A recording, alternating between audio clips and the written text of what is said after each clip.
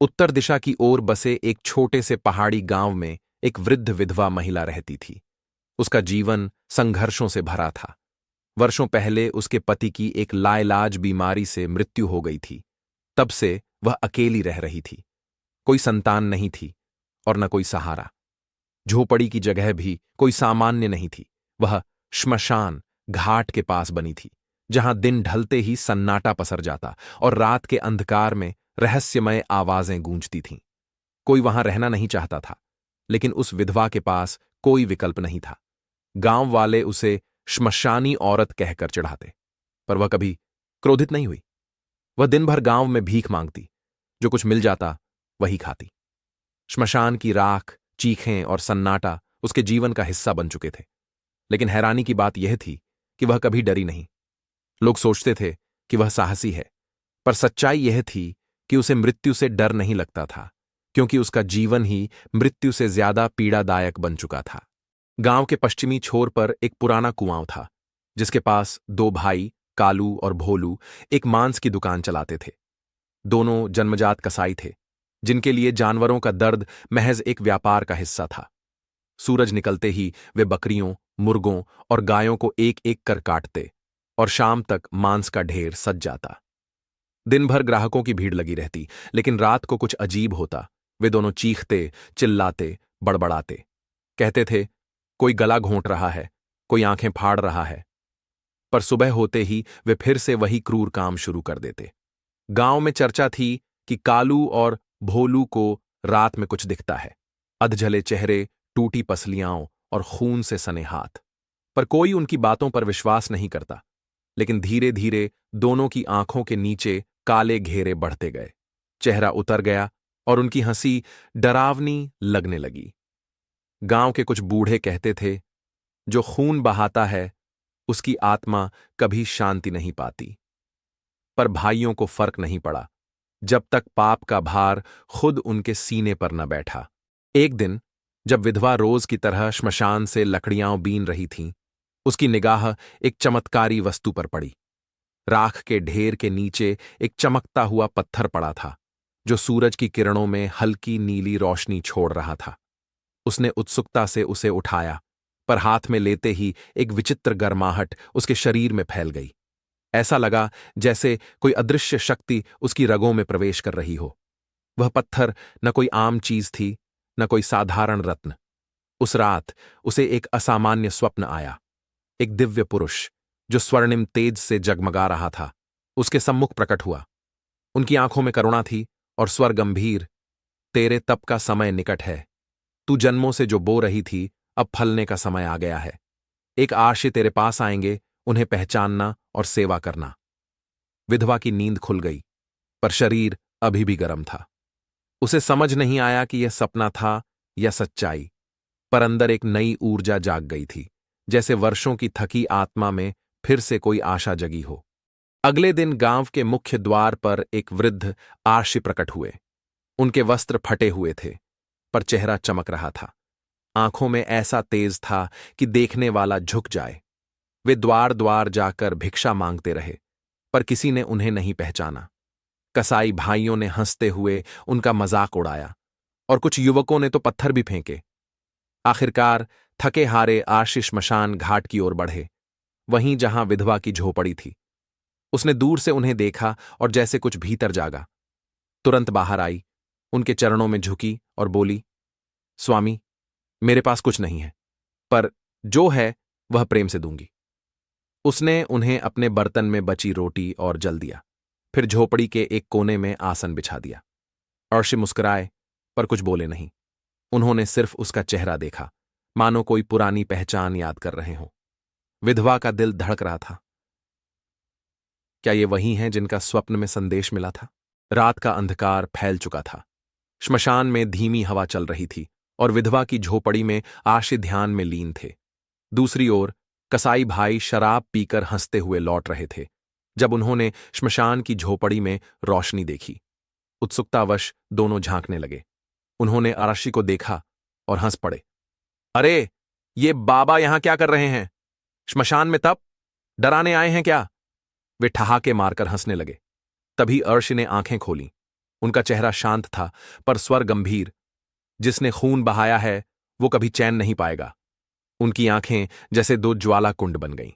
अचानक कालू कांपने लगा और भोलू जमीन पर गिर पड़ा।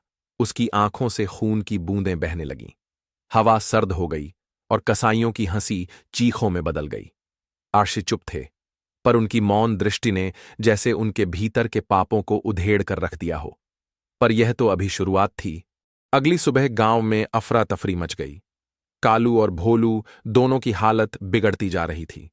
उनकी आंखों से खून की पतली धार बह रही थी, शरीर में तेज बुखार था और वे बार बार चिल्ला रहे थे, हमें बचा लो, हमें माफ कर दो।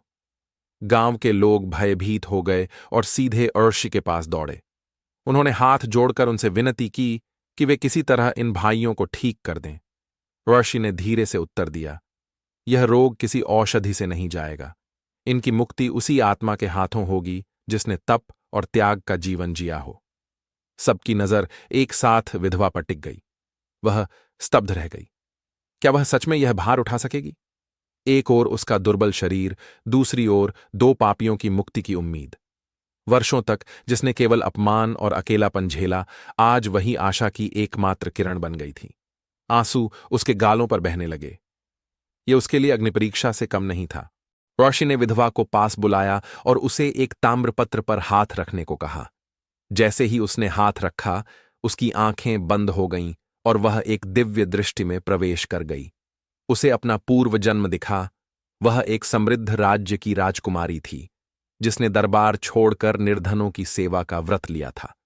उसने अन्नदान किया, कुएं खुदवाए, असहायों को वस्त्र और शिक्षा दिलाई। उसके पुण्य इतने प्रबल थे कि मृत्यु के बाद भी उसकी आत्मा को उच्च लोक में स्थान मिला। परंतु उसने एक इच्छा जताई थी, मैं फिर जन्म लूंगी, परंतु सेवा से ही मुक्ति पाऊंगी। विधवा की आंखों से अश्रुधारा बह चली। आर्शी ने कहा, तुम्हारे भीतर वो प्रकाश है जो केवल भाग्यशाली आत्माओं को प्राप्त होता है। तुम्हारे कर्म ही अब दूसरों का उद्धार करेंगे। उसे यह विश्वास नहीं हो रहा था कि जो औरों की दृष्टि में तुच्छ थी, वह वास्तव में एक दिव्य आत्मा थी। कसाई भाइयों का भाग्य अब उसी के हाथों लिखा जाना था। विधवा ने अगली सुबह अपने फटे हुए घड़े में नदी से गंगा जल भरा और कांपते पैरों से श्मशान की ओर बढ़ी। वहां एक टूटा फूटा शिवलिंग था, जो वर्षों से उपेक्षित पड़ा था। विधवा ने उसका गंगा जल से अभिषेक किया, बिल्वपत्र चढ़ाए और मंत्रोच्चार में डूब गई। एयूएम नमः शिवाय। उसका शरीर दुर्बल था, पर उसके भीतर की शक्ति जाग चुकी थी। उसके आंसू शिवलिंग पर गिर रहे थे, मानो वह केवल कसाईयों के लिए नहीं, पूरे मानव जाति के पापों की क्षमा मांग रही हो। तभी अचानक आकाश में काले बादल घिर आए और मूसलधार वर्षा होने लगी। गांव वाले भाग कर आए और देखा कि कालू और भोलू के शरीर से धुआं निकल रहा है, जैसे भीतर के सारे विकार बाहर बह रहे हों। उनके चेहरे की पीड़ा धीरे धीरे शांत होने लगी। ऋषि दूर खड़े यह दृश्य देख रहे थे। उनकी आंखों में गर्व और संतोष था। यह किसी जड़ी बूटी या इलाज का असर नहीं था। यह एक विधवा के अश्रु, त्याग और तपस्या का चमत्कार था। कुछ ही दिनों में कालू और भोलू पूरी तरह स्वस्थ हो गए। अब उनकी आंखों में घमंड नहीं, ग्लानि थी। वे सीधे विधवा के पास गए, उसके चरणों में गिर पड़े और रोते हुए बोले, मां, तूने हमें नया जन्म दिया, अब हम फिर से खून नहीं बहाएंगे। उन्होंने कसाई खाना बंद कर दिया, अपने जीवन भर की कमाई एकत्र की और गांव के बाहर एक अन्न क्षेत्र, भंडारा गृह की स्थापना की। वहां हर दिन सैकड़ों भूखों को निःशुल्क भोजन मिलने लगा। गांव वाले, जो एक समय इनसे डरते थे, अब उन्हें दानी भाई कहने लगे। विधवा ने वहीं सेवा स्वीकार की। वह भोजन परोसती, बच्चों को आशीर्वाद देती और रात को शिवलिंग के पास दीप जलाती। राशि कुछ दिन और गांव में रहे, फिर एक रात चुपचाप अंतर्ध्यान हो गए। किसी ने उन्हें जाते नहीं देखा, पर हर किसी को लगा कि जैसे वे कहीं दूर से अब भी उनकी रक्षा कर रहे हैं। दो पापियों का हृदय परिवर्तन और एक साधारण सी महिला की दिव्यता, यही इस गांव की नई कहानी बन गई। समय बीत गया। विधवा अब मां के नाम से जानी जाने लगी। उसके पास कोई सांसारिक संपत्ति नहीं थी, पर जो भी उसके पास आता वह भरपेट भोजन, सच्चे आशीर्वाद और शांति लेकर लौटता। लोग कहते थे, जिसने श्मशान में जीवन काटा वही सबसे बड़ा जीवन दाता बनी। उसके पास अब न भिक्षा की थाली थी, न पीड़ा की परछाई। उसके चेहरे पर बस करुणा और संतोष था। एक दिन गांव के एक युवक ने पूछा, मां, वो आर्षि कौन थे? उसने मुस्कुराकर कहा, वो मेरा ही प्रतिबिंब थे, मेरे पुण्य का स्वरूप। वह समझ चुकी थी कि जीवन में जो दुख मिला वह केवल आत्मा को तपाकर दिव्यता की ओर ले जाने का साधन था। उसकी पूरी यात्रा ने यह संदेश छोड़ा, कर्म की शक्ति सबसे बड़ी है। श्रद्धा से किया गया छोटा सा कार्य भी दूसरों के जीवन का दीपक बन सकता है। और यूं एक विधवा, दो पापी और एक ऋषियाशी की यह कथा पीढ़ियों तक गांव में सुनाई जाती रही, प्रेरणा, पश्चाताप और पुनर्जन्म का एक सजीव प्रतीक बनकर।